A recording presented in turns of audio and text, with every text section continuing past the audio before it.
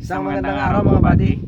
Yung nga pala mga buddy, kahit na hindi kami umani ng maganda sa aming halaman, pinagkalooban naman kami ng Panginoon na sa aming mga anak.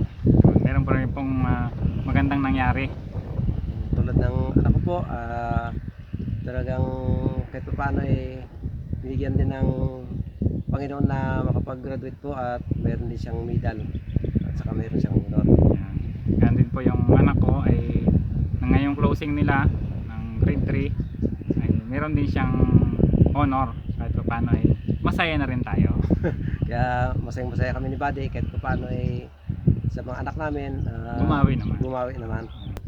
Panoorin nyo po ang aming video. Kaya lang po mga kabady nagka-aberya po yung aking cellphone pang-video nagloko po kasi kaya hindi nakunan lahat yung sa pag-akyat ng anak ko sa stage, kaya bali dalawang video lang nakuha.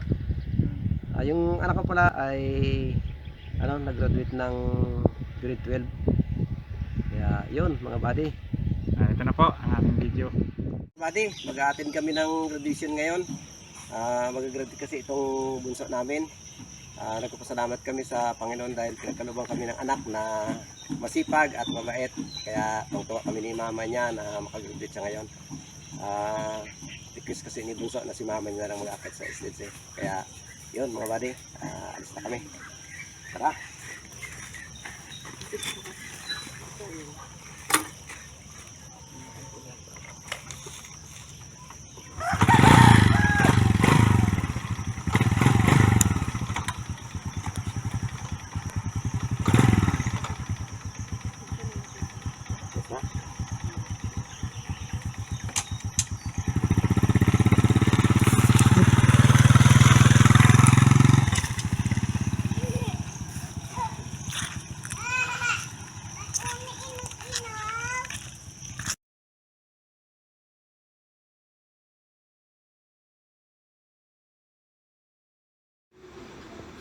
At ngayon mga buddy ay nandito tayo sa eskwelahan ng anak ko.